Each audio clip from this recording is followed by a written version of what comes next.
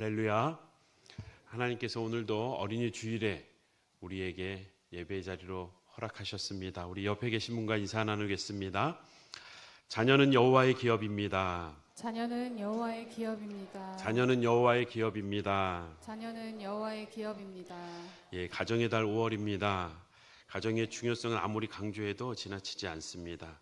가정은 행복의 요람이고 또 모든 인간의 교육의 출발점이고 또 신앙생활을 위한 훈련의 장이기도 합니다. 가정은 하나님께서 친히 만드셨습니다. 우리가 살기 좋기 위해서, 행복을 위해서 우리가 만들어낸 사회적 산물이 아니라 하나님께서 보기 좋았더라, 보기 좋았더라, 보기 심히 좋았더라 말씀하시며 그 창조의 절정에 하나님이 친히 세우신 제도입니다. 남자와 여자가 하나 되기를. 하나님은 그 가정의 모습에서 하나님과 우리의 모습을 담아두셨고 또 하나님과의 관계가 일그러졌을 때에도 가정의 모습을 통해서 회복될 하나님 나라를 그려주셨습니다. 그래서 창조사역의 절정에 가정을 세우신 것처럼 다시금 재창조하시는 구속사역의 절정에 교회를 세우셔서 이것이 가정의 얘기를 하면서도 예배소서에는 이것은 교회에 대한, 그리스도와 교회에 대한 이야기다. 예수 그리스도와 신부된 우리가 어떻게 연합하여 또 그 아름다운 하나님 나라의 혼인잔치를 누리게 될 것인지 보여주는 모습이라고 하셨습니다. 이 가정이 그토록 중요합니다. 그래서 사단은 가정을 깨뜨리기 위해 안간힘을 씁니다. 하루에 800쌍이 결혼한다고 하죠. 400쌍이 이혼을 한다고 합니다. 하루에.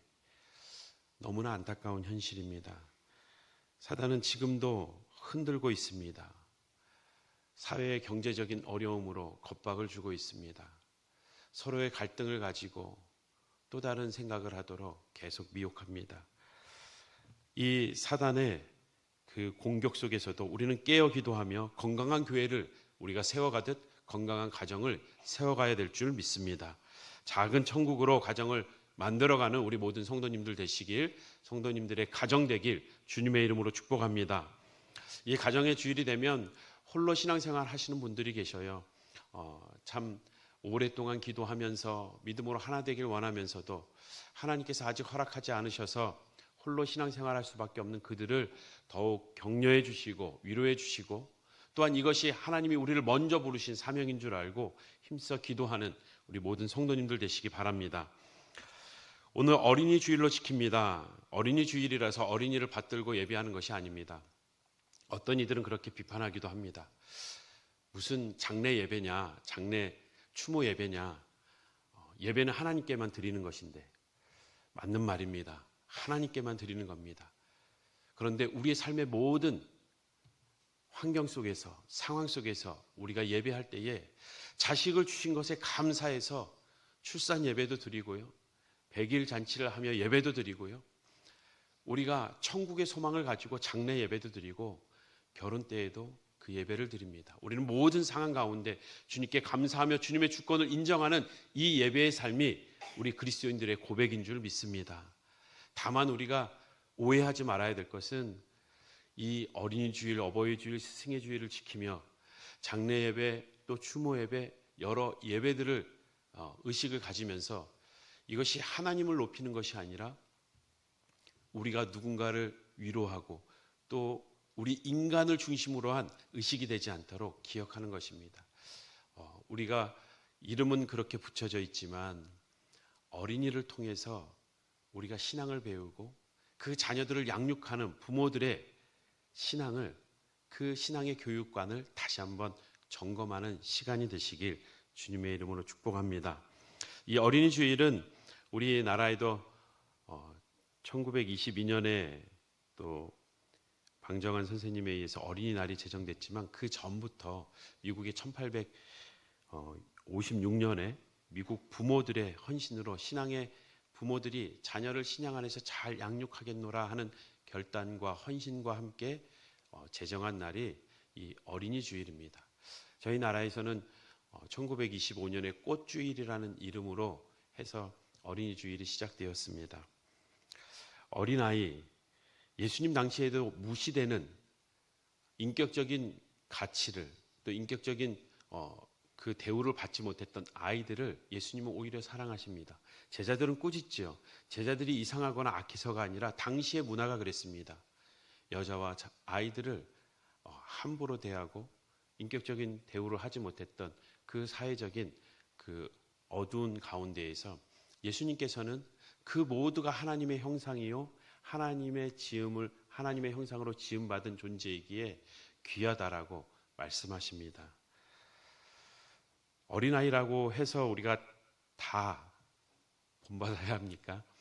어린아이이기 때문에 오히려 어린아이들이 어른을 본받아야죠. 어린아이의 그 부족한 모습도 얼마나 많습니까? 어린아이의 그 짧은 지식, 분별력 없는 행동들, 어리석은 모습을 보면 우리의 죄악된 모습을 돌아보게 만듭니다. 참을 줄 모르고 고집스럽고 자기중심적인 그러한 행동들은 인간의 연약함과 악한 모습을 여실히 보여줍니다. 어른이 되었다고 세월이 흘렀다고 다 어른이 되는 것도 아닙니다. 여전히 어린아이와 같은 행동을 하고 그러한 감정에서 벗어나지 못하는 이들도 있습니다. 그럼에도 우리는 이 어린아이의 부족함에도 불구하고 그들의 순수함 그리고 부모를 순전하게 의지하는 모습은 우리의 신앙에 도전을 주고 우리의 신앙을 다시금 돌아보게 합니다. 어린아이의 맑은 눈을 볼 때면 삶의 피로가 가시는 일들이 있습니다. 특히 자녀들이 오히려 출가하고 결혼해서 손주들을 보시는 부모님들은 아마 한 번씩 볼 때 굉장히 행복할 거예요. 자녀들 때와는 다르죠. 그 손주들의 기쁨이 훨씬 크다고 합니다. 이러한 자녀들을 볼 때 사랑하는 성도 여러분, 언제 그 자녀들을 볼 때 그렇게 기쁨이 있으십니까? 또 언제 자녀를 주신 하나님께 감사합니까? 어떠한 상황에서 그 키운 보람을 느끼고 계십니까? 이 시간에는 자녀가 없으신 분도 있고 또 미래에 주실 또 기대하고 있는 분들도 있고 또 아직 결혼하지 않은 분들도 있지만 우리가 오늘 주실 말씀을 통해서 우리의 미래에 주실 자녀들 또한 영적인 자녀들을 생각하며 우리 다음 세대를 생각하며 함께 말씀을 받길 원합니다. 오늘 짧은 본문에도 하나님이 그 자녀들에 대해서 어떻게 그 자녀를 양육해야 될지 특별한 하나님의 가치관을 담고 있습니다. 자식, 그러면 자식 새끼, 내 새끼라는 마음이 우리에게 먼저 들지요. 그 자녀를 낳기까지 얼마나 해선의 수고가 있었습니까? 10달 동안 품고 있었던 그 엄마, 그 해산의 그 고통은 말로 할 수 없지요. 생명과 맞바꾼 겁니다. 아빠의 땀 흘리는 수고, 밖에서 그토록 열심히, 때로는 참 힘겨운 상황에도 가정을 생각하며 자식을 생각하며 꿋꿋이 그 일들을 감내해 나갑니다. 부모의 수고와 희생은 무엇과도 비교할 수 없습니다. 좋은 것으로 주고 싶은 것이 부모의 마음이고 주고 또 주어도 더 주지 못해서 미안한 것이 부모의 마음입니다. 때로는 자식에게 원망을 듣습니다. 정말 생각 없는 자녀는 왜 낳았냐고 한번 던지고 나면 부모에게는 그렇게 오래 상처가 되기도 합니다. 그런 자식의 원망을 듣고도 또 방황하는 그 자녀를 두고도 여전히 가슴앓이하는 부모의 모습, 부모가 돼야 또 그 부모의 마음을 알 수 있는 것처럼 저는 보진 않았습니다만 그래요. 교수님이 폭삭 속았수다 봤냐고 물어보더라고요. 그 보면은 부모가 돼야지 부모의 마음을 그때서야 안다고. 나이가 드신 교수님인데 신학 교수님인데 그걸 보다가 우셨다고 그러더라고요. 그 부모의 마음, 엄청난 수고와 정신적인 헌신을 감내하고 이 내 자식이라는 이 강한 마음이 있음에도 하나님은 아주 단호하게 그건 너 거 아니야, 내 거야 라고 말씀하십니다. 우리의 신앙에도 마찬가지일 겁니다. 자녀를 잘 키우고 자녀가 성공하도록 하나님이 도와주시길 바라지, 그 자식을 내 것이라고 하는 그 하나님은 그렇게 원하지 않습니다. 어떻게 낳고 키운 자식인데 이 자식을 빼앗아 가려고 하시나 라는 마음도 들 것입니다. 그럼에도 불구하고 하나님은 오늘 분명히 말씀하셨습니다. 우리가 고백한 것처럼 보라, 자식들은 여호와의 기업이요 태의 열매는 그의 상급이로다. 이것을 개역 한글로 보면 그렇습니다. 자식은 여호와의 주신 기업이요 태의 열매는 그의 상급이로다 라고 되어 있는 것을 본문에 더 맞게 다시 한번 번역을 하였습니다. 자식은, 앞에 개역개정에는 보라라는 단어가 있지요. 보라, 힘내. 이 보라는 주의를 환기시키면서 강조하기 위해서 쓰여지는 겁니다. 보라, 너에게 꼭 얘기해줘야 될 중요한 메시지가 있다. 이것은 여호와의 주신 기업이요라고 되어 있지만 개역 개정에는 여호와의 기업이요라고 되어 있습니다. 이것이 본문에 더 정확합니다. 하나님이 분명 주셨지만 이 소유권이 너에게 있는 것이 아니라 내게 있다라는 것을 분명히 말씀하시면서 이것을 강조하시는 거예요. 내가 줬는데 너희가 기업이니까 잘 키워서 그 상급을 받아 먹어라는 뜻이 아닙니다. 여호와의 기업이다, 그의 상급이다. 이것은 같은 말을 다른 표현으로 2번 반복한 거예요. 여기서 자식들은 태의 열매와 대조가 되지요. 대꾸입니다. 자식들은 여호와의 기업이다. 마찬가지로 태의 열매, 곧 자식은 그의 상급이다. 여호와의 기업이다. 여호와께서 일방적으로 주신 거라는 겁니다. 여호와께서 일방적으로 주시는 상급이라는 겁니다. 너에게 선택에 있는 것이 아니라 나의 주권에 있다. 우리가 부모를 선택하지 않은 것처럼 우리의 자녀도 우리가 선택하지 않았습니다. 그것은 하나님의 것이기에 하나님이 우리에게 주신 선물이고 또한 우리에게 주신 상급입니다. 그 자녀들이 하나님의 것임을 믿으십니까? 여기서 하나님께서 나의 기업이다 라고 강조하신 이유가 있습니다. 왜 자식은 여호와의 기업이라고 강조하셨을까? 자녀를 양육할 때 기억해야 될 중요한 3가지 자세를 말해 주십니다. 여호와의 기업이라는 것은 우리가 그의 청지기라는 것, 종이 주인의 뜻을 따르듯 하나님의 청지기로서 살아가야 함을 우리는 기억해야 합니다. 그 첫 번째는 자식은 여호와의 기업이라고 강조하신 것은 하나님의 소유를 인정하게 하시려 함입니다. 하나님의 것이라는 뜻이지요. 우리가 연말마다 청지기적 삶에 대해서 메시지를 전할 때에 강조한 것이 있습니다. 우리의 시간, 우리의 물질, 우리의 재능, 누구의 것이다? 하나님의 것. 따라하겠습니다. 하나님의 것. 하나님의 것. 하나님의 것. 하나님의 것. 그것은 하나님의 소유를 인정하라는 겁니다. 시간, 물질, 재능뿐만 아니라 자식 내 거다. 하나님의 주권으로 주셨습니다. 그 자식의 생명이 하나님께 있습니다. 당연히 부모가 먼저 세상을 떠날 것 같지만 때론 자녀를 먼저 떠나보낸 부모도 많습니다. 그 생명이 하나님께 있음을 기억하라는 겁니다. 어린 시절에 제가 자녀들에게 세뇌시킨 일이 있습니다. 다른 것에 세뇌당하기 전에 야, 이것만은 꼭 세뇌시켜야지. 몰라도 무조건 따라하게 해야지 하고 저희 딸아이에게, 아들에게 3, 4살 때부터 너 누구 거야? 너 누구 닮았어? 계속해서 너 누구 닮았어? 그럼 엄마 닮았어? 아빠 닮았어? 저는 의도적으로 아빠 닮았다고 무조건 답을 가르쳐줬습니다만 그 다음에 너 누구 거야? 물었을 때에는 너는 하나님 거야. 누구 거야? 그러면 하나님 거, 하나님 거. 아이들이 늘 하나님 거라고 얘기했습니다. 하루는 아들이 와서 화가 나다 못해 울면서 얘기해요. 나 아빠 아들 아니지. 너 엄마 아들 아니지. 왜 혜림이 편만 들어주냐고. 왜 동생 편만 들어주냐고.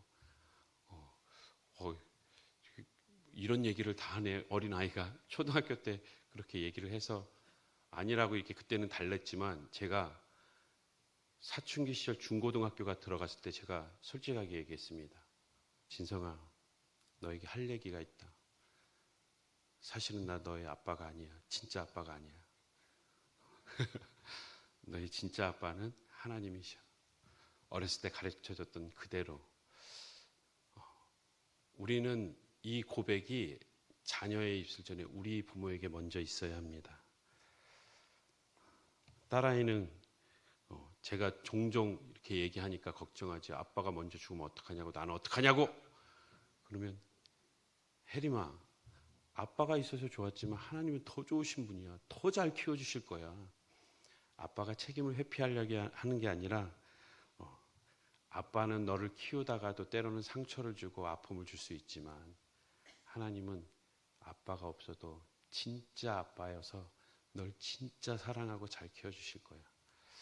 우리 부모들에게 먼저 언제 우리가 주님 부름을 받아도 그 자녀를 주님께서 책임져 주신다는 확신이 있어야 됩니다. 그 확신이 있어야 자녀를 하나님의 것으로 키울 수 있습니다. 수요 예배 때 이제 말씀 전하는 중에 이런 말씀을 전했습니다. 이제 수요 오전 예배에는 어르신들이 많아서 또 어르신들이 아프신 분들이 많죠. 연로하시니까 세월이 흘러가면서 또 기도를 부탁하면 기도를 해드립니다. 그러면 기도하는 가운데에도 아이고 내가 아프면 안 되는데 본인이 아파서 힘들어서가 아니라 자식에게 짐이 되면 안 된다는 거예요.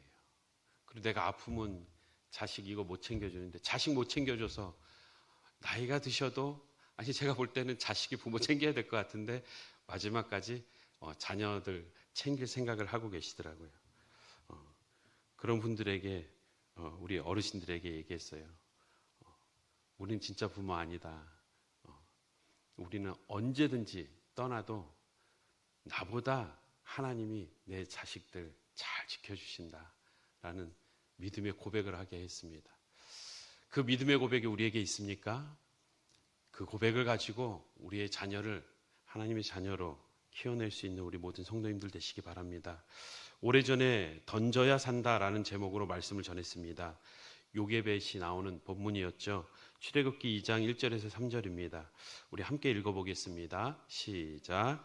레위 가족 중 한 사람이 가서 레위 여자에게 장가들어 그 여자가 임신하여 아들을 낳으니 그가 잘생긴 것을 보고 석 달 동안 그를 숨겼으나 더 숨길 수 없게 되매 그를 위하여 갈대 상자를 가져다가 역청과 나무진을 칠하고 아기를 거기 담아 나일 강가 갈대 사이에 두고. 아멘. 너무나 잘 아는 본문이죠. 아니 다 죽이라는데 안 죽였어요. 안 죽이고 숨긴 거는 목숨을 건 겁니다. 당시에 목숨을 건 거예요. 석 달이나 이제 울음소리가 담장을 넘어가니까 더 이상 숨길 수 없고 이 숨겼다가 숨긴 이 자식만 아니라 부모 가족들 무사하겠습니까? 그것을 이미 알고 있는 그 옆집 사람들 이웃들 안전하겠습니까? 더 이상 버틸 수 없고 이제 강에 던져야 하는 순간입니다. 그 순간에 부모의 마음이 어땠겠습니까? 던지면 죽는데 요게벳은 죽이려고 던진 게 아니라 하나님께 내어드린 거예요. 그 아이를 붙잡고 있을 때에도 그를 돌볼 때에도 목숨 걸고 하나님께 내어드리고 자기 목숨 내어드리고 기른 것처럼 내려놓을 때에도 목숨 걸고 하나님께 내어드린 겁니다. 그 신앙의 자세는 변하지 않았습니다. 우리는 마치 쥐고 있다 보면 어느 순간 내 거인 것 같고 내가 원하는 대로 내 자식이 커주길 바라고 그 자식 때문에 속상하고 또한 그 속상함이 때로는 원망으로 이어지기도 하지만 우리에게 필요한 것은 믿음으로 우리의 자식을 하나님께 내어드리는 일입니다. 내어드려야 던져야 그 자식도 살고 부모도 사는 거예요. 던져서 어떻게 됐습니까? 그날 저녁에 다시 그 자녀를 받고 양육기를 받으면서 당당하게 보호받으면서 요게벳이 모세를 키우잖아요. 하나님께 내어드려야 더 멋지게 키울 수 있고 우리의 신앙이 주님 앞에 바로 설 수 있는 것입니다. 그 던져서 우리의 신앙도 자녀들도 함께 세워져가는 아름다운 믿음의 고백이 있길 주님의 이름으로 축복합니다. 두 번째로 하나님께서 그 자식을 향하여 내 것이다라고 강조하신 이유가 있습니다. 그것은 하나님의 위탁을 기억하게 하려는 것입니다. 그 자녀를 품고 양육하는 그 모든 세월 가운데 하나님의 위탁을 기억하게 하려고. 다시 말해 이것은 하나님의 것이니 하나님의 뜻대로 양육하는 겁니다. 내가 원하는 대로 내 조급함을 가지고 내가 그들의 필요를 채우는 것 같지만 결국 내 필요를 채우고 있는 우리의 모습을 우리는 내려놔야 합니다. 한번 따라해 보겠습니다. 하나님의 뜻, 하나님의 뜻, 하나님의 뜻, 하나님의 뜻. 하나님의 것임을 인정하며 하나님의 소유를 인정할 때에 자녀도 살고 부모도 사는 것처럼 하나님의 뜻대로 그 하나님의 위탁을 기억하고 양육할 때에 그 자녀들은 건강하게 자랄 수 있습니다. 한 젊은 부부가 오랜 시간 기도했습니다. 자녀를 얻기 위해서. 근데 쉽게 생기지 않는 거예요. 또 기도하고 또 기도하는데 여러 해가 지났는데도 자식을 주지 않는 거예요. 기도를 포기하지 않고 끝까지 매달렸던 그들에게 하나님이 자녀를 주셨습니다. 오랜 시간 끝에 오래 기도하게 하시고 자녀를 주셨어요. 얼마나 기뻤는지, 얼마나 그 마음에 그 감격이 있는지. 자녀를 두고 10달 동안 기도하고 그 뱃속에 태중의 아이를 두고 그렇게 기도했는데 그 아이가 장애를 가지고 태어났습니다. 너무 속상한 거예요. 아니 너무 화가 나는 거예요. 어떻게 기도했는데 하나님이 나에게 이러실 수 있나. 마치 나의 모든 기도를 무시하는 것처럼, 그리고 그 내 인생을, 우리의 가정을 오히려 하나님이 무너뜨리는 것 같은 마음이 들어서 너무 속상한 거예요. 다시 또 엎드렸습니다. 기도하고 기도하는데 하나님이 그 젊은 부부에게 그러한 마음을 주시는 거예요. 너희가 그렇게 간절하게 또 나에게 기쁨이 되게 기도하는 모습을 내가 봤다. 그런데 이 생명을 누구에게 맡길까? 누구에게 위탁할까? 하나님은 그러다가 나의 뜻대로 길을, 그러한 믿음이 좋은 가정을 찾다가 자신의 가정에 주셨다는 것을 깨닫게 되고서는 그 자녀를 사랑으로 양육했다는 겁니다. 분명 내가 낳았으니까 책임지고 길러야죠. 그런데 중요한 것은 하나님이 주신 자녀라는 거예요. 우리가 선택하지 않았습니다. 자녀가 여러 명 있는 분들은 아실 거예요. 아픈 손가락이 있어요. 하나님이 주신 겁니다. 우리가 선택하지 않았어요. 그 자녀들이 우리의 삶의 환경이 되어서 우리는 살아갑니다. 그 자녀가 사명입니다. 그런데 너가 책임지라는 게 아니라 그 자식은 내 자식이다. 너에게 이 땅에서 내가 맡기니 잘 너가 내 마음을 잘 흘려보내고 그 사랑을 흘려보내길 원한다 하는 하나님의 마음을 담아서 여호와의 기업이라고 한 것입니다. 이것은 우리의 것을, 우리의 자식을 빼앗는 것이 아니라 하나님이 내 자식이니까 걱정하지 말고 너는 내가 너에게 준 사명만 감당해라. 우리의 짐을 오히려 덜어주기 위함입니다. 때로는 어떤 부모는 자식이 다 컸는데도 늦게까지 속썩이는 그 자식을 두고 씨름해야 됩니다. 어떤 부모는요, 세월이 흘러서 나이가 들었지만 여전히 어린아이와 같이 살아가는 그 자녀를 품고 끝까지 그 사명을 감당해야 될 부모도 있습니다.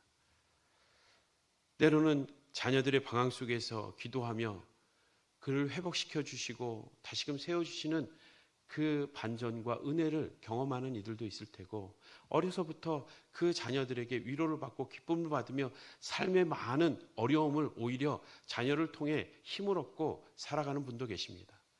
그런데 그 부모를 우리가 선택하지 않았듯이 그 자녀도 우리가 선택하지 않았고 하나님이 주신 것이기에 우리의 삶의 환경에 사명이라는 겁니다.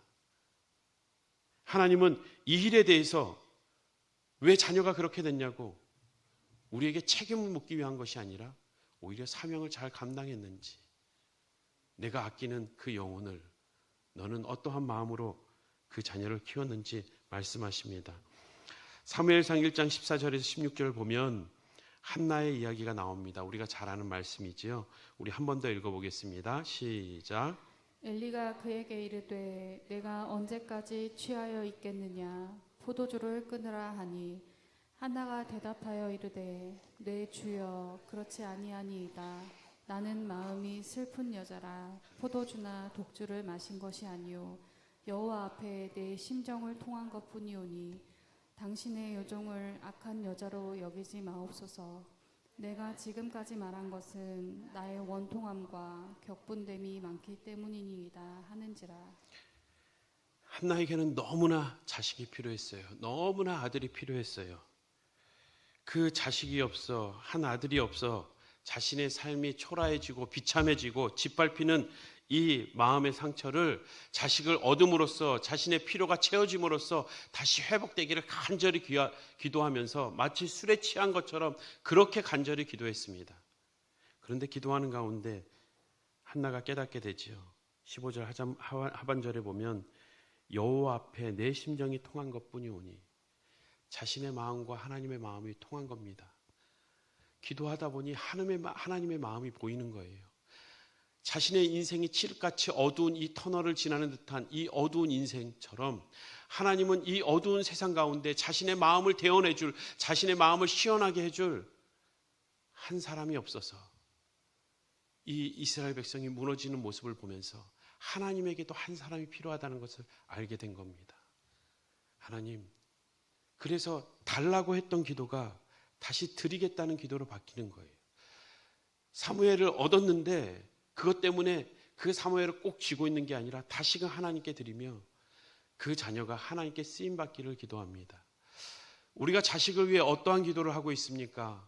내가 원하는 내 기준에서 하나님 건강하게 해주세요. 좋은 학교 가게 해주세요. 좋은 직장, 또 좋은 믿음의 배우자 기도하는 거 좋습니다.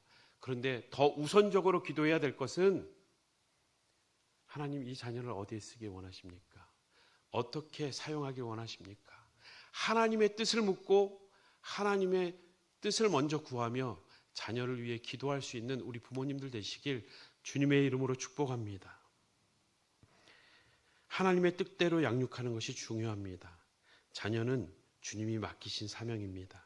한번 따라해 보겠습니다. 자식은 하나님의 소유요, 주신 사명이다. 하나님의 것임을 기억하십시오. 하나님의 뜻대로 양육해야 됨을 기억하시길 바랍니다. 마지막으로 왜 자식은 여호와의 기업이라고 그렇게 강조하셨는가, 반복해서 우리에게 들려주시는가? 그것은 그 하나님의 결산을 바라보게 하려 하심입니다.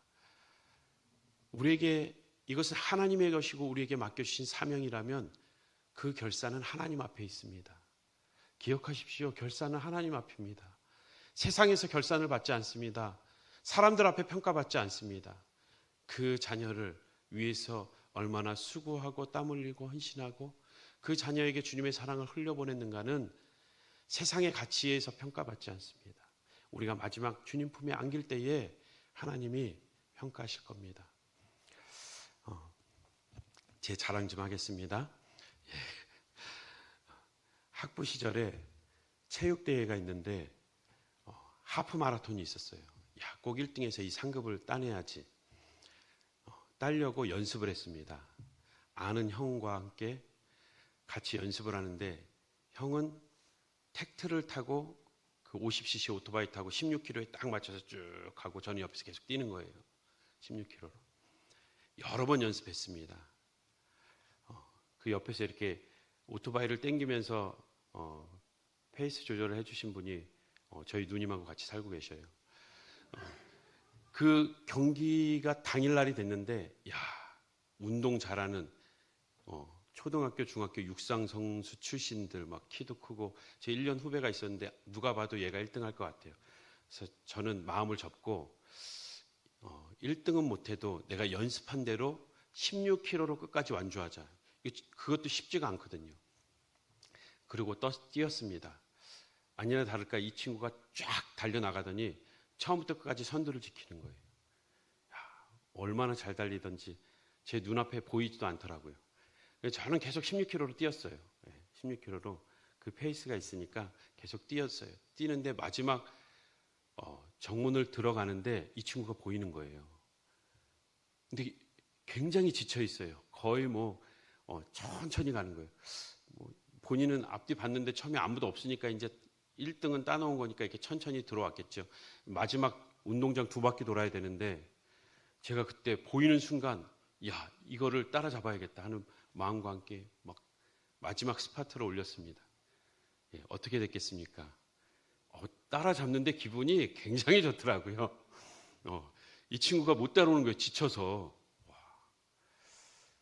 지금 따라잡는 게 기분 좋다는 게 아니라 묘지는 자기 페이스대로 달려야 된다는 겁니다. 우리의 신앙생활도 각자의 페이스가 있습니다. 각자의 길이 있습니다. 하나님은 누군가에게 정말 누가 봐도 부러울 만한 자식을 주시기도 해요. 하나님은 누군가에게 끝까지 기도하라고 마지막 주님 앞에 서는 날까지 엎드릴 수밖에 없는 자식을 주시기도 합니다. 하나님은 누군가에게 그 자녀를 위해 기도할 때에 그의 자녀가 회복되고 또 그 자녀를 위로를 받을 수 있는 그 고난 속에서도 또 위로받는 은혜를 주시기도 합니다. 각자 다른 길입니다. 다른 사명입니다. 체육대회에서는 마지막 피날레 그 라인을 두고 동시에 들어오고 거기에 평가되지만 천국은 하나님 앞에 설 때는 피날레의 마지막 라인은 다 각자 우리의 인원수만큼 다 따로 있습니다. 우리는 자기 길 가는 거예요. 자기 사명 감당하는 겁니다. 또 다른 사람의 길, 그 사람의 길을 보면서 비교하기 시작하면 자신도 비참해지고 자식도 비참해지고 하나님의 사명을 잃어버리는 겁니다. 우리는 각자 주어진 그 사명의 길을 걸어갈 때에 하나님 앞에, 그 하나님 앞에서 결산하는 겁니다. 이것이 하나님의 셈입니다. 세상의 셈과 다릅니다. 하나님의 결산은 우리의 각자의 삶에 하나님이 지켜보시며 하나님이 둘러주신 상황 속에서 그 사명을 감당하길 원하고 있습니다. 어떠한 상황에 놓여 있습니까? 어떠한 사명의 길을 걷고 있습니까? 자기 길을 가는 사람은 결코 추월당하지 않습니다. 같은 길을 가지 않기 때문이에요. 하나님 앞에서 각자의 길을, 그 사명의 길을 잘 감당해 나가는 우리 모든 성도님들 되시길 주님의 이름으로 축복합니다. 에베소서 6장 4절을 보면 또 아비들아 너희 자녀를 노엽게 하지 말고 오직 주의 교훈과 훈계로 양육하라 라고 말씀합니다. 골로새서 3장 21절은 아비들아 너희 자녀를 노엽게 하지 말지니 낙심할까 함이라 라고 말씀합니다. 왜 노엽게 합니까? 내 마음대로 되지 않으니까, 내가 원하는 수준에 오르지 않으니까. 부모의 조급함은 마치 그 자녀를 위한 것 같지만 자녀가 잘 되고 자녀가 성공하길 원하는 그 마음은 그 마음속 깊은 곳에 한번 들여다보십시오. 내 필요에 의해서, 내 욕심에 의해서 자녀를 지금 쥐고 흔들고 있지는 않습니까?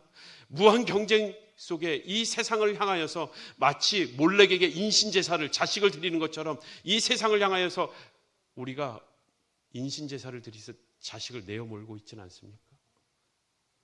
그 자식은 하나님의 것이고 하나님의 뜻하심이 있고 하나님의 뜻을 구하며 양육해야 될 부모의 책임이 있습니다.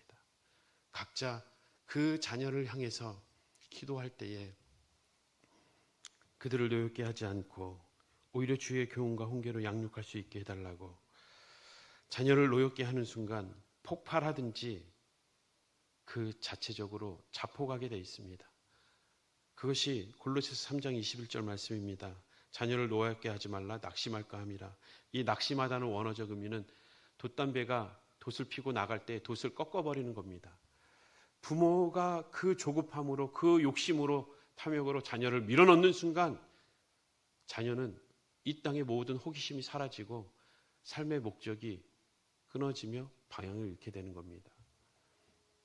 주님의 뜻을 구하고 주님의 손에 맡기고 그리고 그 자녀가 스스로 주님을 만날 수 있도록 기도하는 것, 격려하는 것, 그것이 부모가 해야 될 일인 줄 믿습니다. 사랑하는 성도 여러분, 나의 자녀는 여호와의 기업입니까? 여호와의 기업으로 고백하고 계십니까? 우리가 만나고 또 영적으로 먹여야 될 영적인 자녀들이 있을 겁니다. 나는 그 영적인 자녀들을 양육하고 있는지, 그 영적인 자녀들을 향하여서 정말 하나님의 뜻 안에서 건강히 세워지길 기도하고 있는지, 우리의 신앙을 돌아보고 우리의 삶을 점검하는 이 시간 되시기 바랍니다. 오늘은 다 같이 일어나서 찬양하지 않고 앞에 영상을 보도록 하겠습니다. 영상을 틀어주십시오. 우리가 잘 아는 찬양 요게벳의 노래입니다.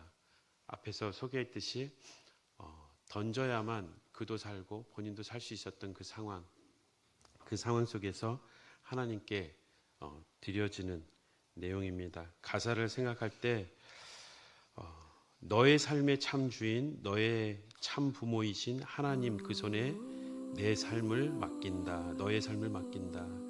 너의 삶의 참 주인, 그분이 너를 이끄시고 그분이 너를 구원하실 것이다.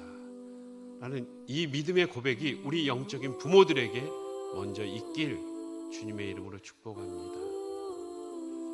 우리 가사를 보시면서 함께 찬양하셔도 좋고요. 또한 같이 묵상하셔도 좋습니다. 함께 찬양 후에는 제가 기도와 축도로 마치겠습니다. 그리고 축도 후에 5분만 자녀를 위해서 앉아서 기도하고 일어나시기 바랍니다. 역청과 나무진을 칠하네. 어떤 마음이었을까. 그녀의 두 눈엔 눈물이 흐르고 흘러. 동그란 눈으로 엄마를 보고 있는 아이와 입을 맞추고 상자를 덮고 가까이에 띄우며 간절히 기도했겠지. 정처 없이 강물에 흔들흔들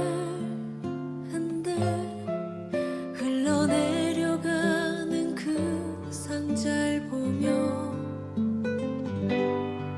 눈을 감아도 보이는 아이와 눈을 맞추며 주저앉아 눈물을 흘렸겠지. 너의 삶의 참 주인, 너의 참 부모이신 하나님 그 손에 너의 삶을 맡긴다. 너의 삶의 참 주인, 너를 이끄시는 주 하나님 그 손에 너의 삶을 드린다.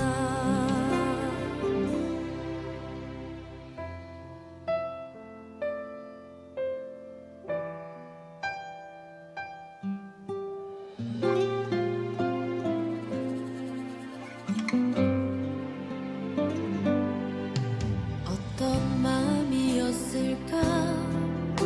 그녀의 두 눈에 눈물이 흐르고 흘러. 정처 없이 강물에 흔들흔들 흘러. 하나님께서는 우리를 하나님의 자녀로 불러주셨습니다. 우리가 자녀를 키우면서 부모의 심정을 가지고 하나님의 마음을 헤아릴 수 있습니다. 때로는 자녀들을 보면서 비교하기도 합니다. 결혼하지 않은 자녀도 있고 다 컸는데 여전히 불평하고 있는 자녀의 모습을 볼 때도 있습니다. 아직도 어린 모습으로 사는 자녀들, 그들의 모습 속에서 우리는 하나님의 마음을, 그 자녀와 같은 영적으로 땡깡 부리고 있는 우리의 모습을 보게 됩니다. 하나님은 그 자녀가 너의 것이 아니라 나의 것이라고 말씀하심은 우리의 자녀를, 수고하고 땀 흘려 얻은 그 자녀를 빼앗기 위함이 아니라 우리의 짐을 덜어주기 위함입니다. 기억하시고 우리가 가사를 기억하면서 함께 기도하는 시간 되었으면 좋겠습니다. 제가 기도하고 축도하면 자리에 앉으셔서 계속 찬양을 드려드리겠습니다. 기도하시기 바랍니다. 하나님 아버지, 자식을 내 것이라 착각했습니다. 하나님의 소유를 부인했던 죄악을 용서하여 주시옵소서. 하나님의 뜻대로 양육하게 하시고 하나님의 손에 내어 맡기는 믿음의 결단을 내리게 하여 주시옵소서. 세상이 아닌 주님의 평가를 받게 하시니 감사합니다. 내게 사명 주신 주님을 찬양합니다. 이제는 우리 주 예수 그리스도의 은혜와 하나님의 크신 사랑과 성령 하나님의 감화 감동하심이 자녀를 주님 손에 내어드리길 원하는 모든 부모의 머리 위에와 또한 영적 부모된 자들의 머리 위에 이제로부터 영원토록 함께 계실지어다.